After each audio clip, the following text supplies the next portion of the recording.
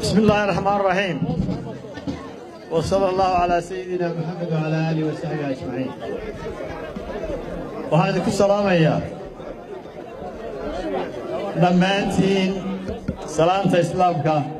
السلام عليكم ورحمة الله وبركاته. وهرتي سيان لقياس كريم وأنا نكون شيء كريم إليكم ومهضغيا لما شعبك قبلك قبيلي كارهان مقالة قبيلي ونقصر دويسي قبلك عقارا وهذا ديك مهضغينا سيدا بالقهله سيدا قواني بدله يعني نقصر دويسين خاصة نبتي قلبك يكون قرنان دونتا مطلع هدي لاي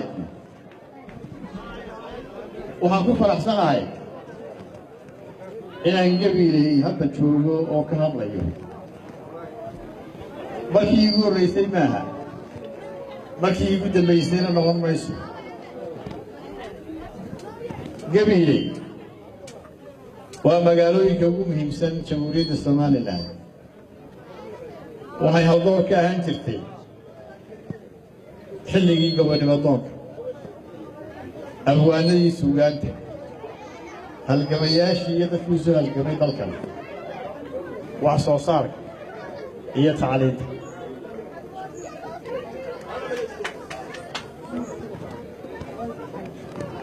waxaa gobolkan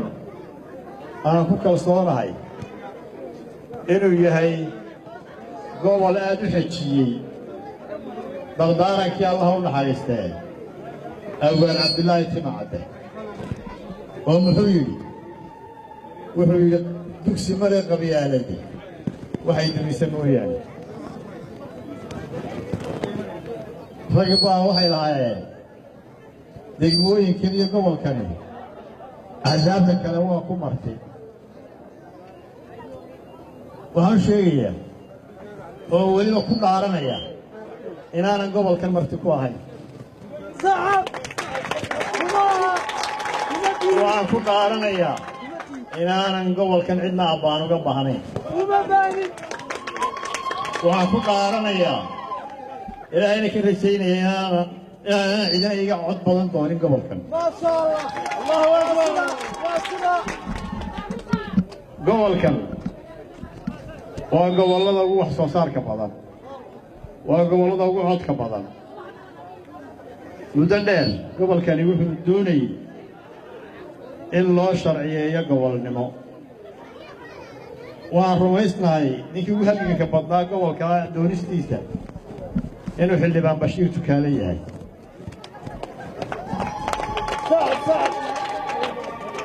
muddadii aan baarlamaanka joogay intaa uu halgamayay waxaanu ku guulaysanay markii ugu dambaysay inaannu keenno baarlamaanka mooshin aanu leenahay loo dhammaystiro xukuumaddu sharciyaddii gobolnimo ee gobolka Gabiley reer Gabiley meela ku qortaan waxaanu sheegayaa qalin qura ayaa gobolnimada gobolka Gabiley qoraysa waa ka gacantayda ku jira haddaad doorataan inaan madaxweyne noqdo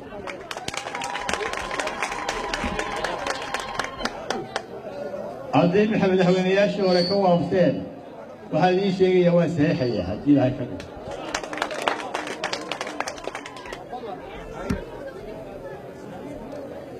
waddanku horumar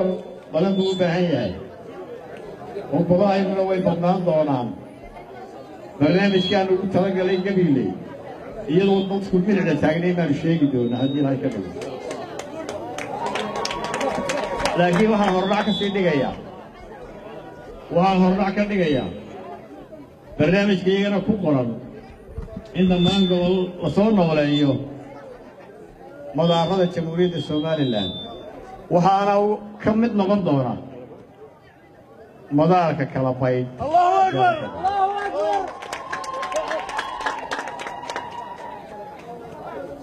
walaalayaal waxaynu isweydiinaynaa kulmiye من حكيم المعنى وجري لقيتو وهو يري كومية مو كل يومي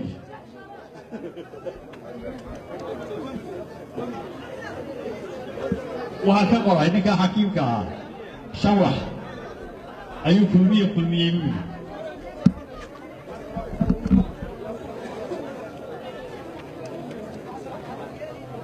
وحياه كلمية وشوح شنت هو دباتوي وحاور يستقبل هذا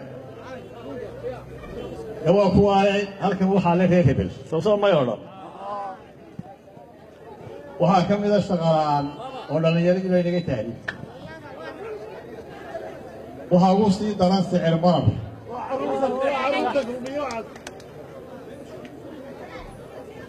waxa ka sii daran iibkii hantida qaranka oo waxba ka noolayn waxa ka daran oo ugu dambaysa cadaalad darro in kala badanna qalbigiina ku jirta walaalayaal waxaynu maanta u baahannahay inaynu helno garoon aynu si siman ugu tartanno waxaan uga digaynaa cid kasta oo isku dayda inay dariiqaansan ahayn ku hagargaamayso in doorasho xalaala xori ka dhacdo dalka waxaan ugu baaqaynaa xukuumadda in si buuxda laysu barbar taago guddiga doorashooyinka loona fududeeyo dhammaan howlaha ay gacanta ku hayaan si ay u suurto gasho doorasho xora oo xalaala waxaan xoojinayaa in beesha caalamku goobjoog ka noqoto doorashooyinkeenna tan ay ugu soo horraysay weliba madaxtooyada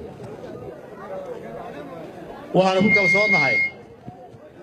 in shacbigu doonayo isbeddel nin baa laga sheegayey berigii malacadani inoogu fogeyd bay haydoo cadanna tegayo allahu akbar laysku wada raawiga allahu akbar marka waxaan leeyahay waxaynu u baahannahay inaynu si cadaalada aynu u helno doorashada waxaana ku kalsoonahay in shacbigu dhammaantii bari iyo galbeed aanu u kala hadharsanayn in isbeddel uu keeno isbeddelku gacantiina ku jira waa fartiinna waa codkiinna waa halkaa marisaan dadku taa iyagoo cabanaya baan maqlaa haddana markay wasiirradu u yimaadaan wax kalay sheegaan soo saas maaha markay maayarradu yimaadaan wax kalaa sheegtaan laakiin waxaan u malaynay waxaasi waa kumeelgaad dareenkiinnu waa rasmi uu idiin qarsoon yahay markaad sanduuqa gashaan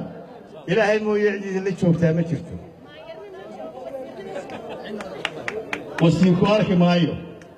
maayarna ku arki maayo mustaqbalka carruurtaada ka fikir salaamu calaykum waraxmatullahi wabarakaatu